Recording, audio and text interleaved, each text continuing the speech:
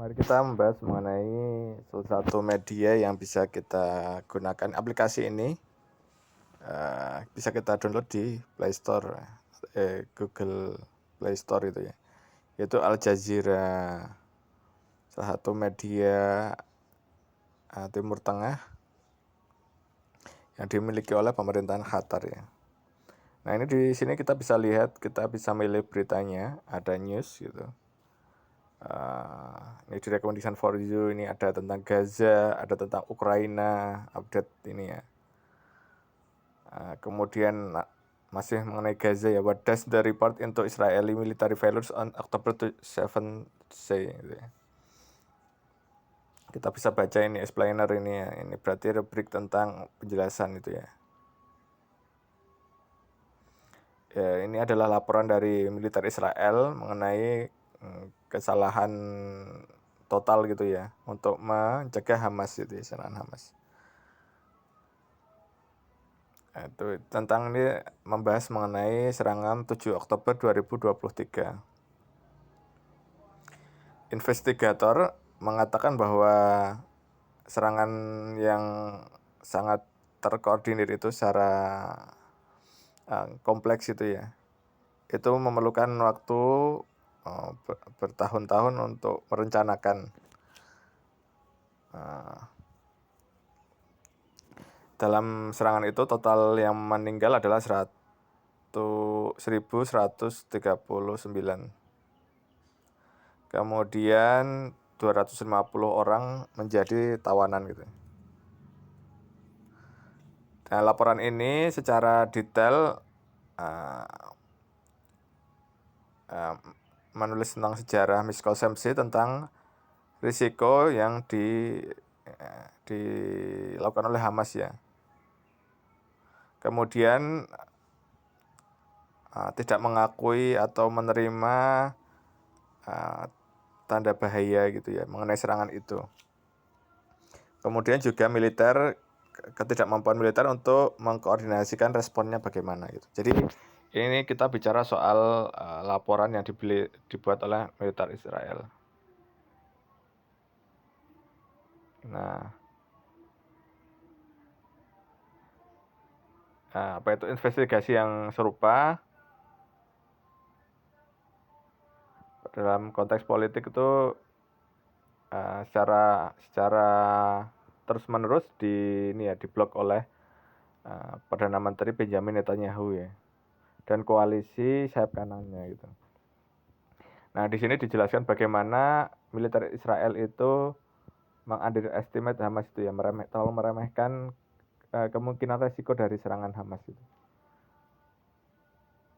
Nah, laporan ini mengatakan bahwa militer memiliki secara yang panjang tentang miskonsepsi ya, atau kesalahan pemahaman yang fundamental mengenai Hamas ya, selama dekade gitu, yang mengakibatkan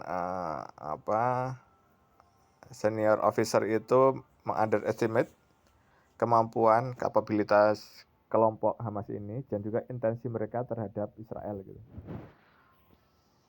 Kemudian perencana militer mengasumsikan bahwa Hamas tidak memiliki ancaman signifikan terhadap Israel dan tidak memiliki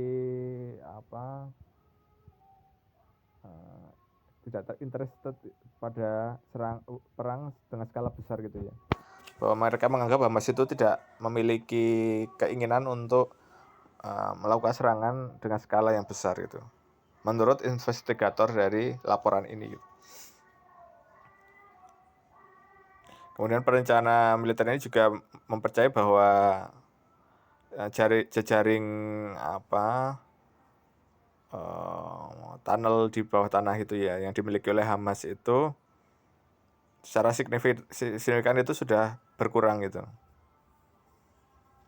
Dan juga cross border threat easily thwarted by Israel high-tech operation barrier. Jadi ancamannya itu bisa ditanggulangi lah dengan teknologi militer yang dimiliki oleh Israel. Jadi banyak dari analis militer dari kalangan mereka itu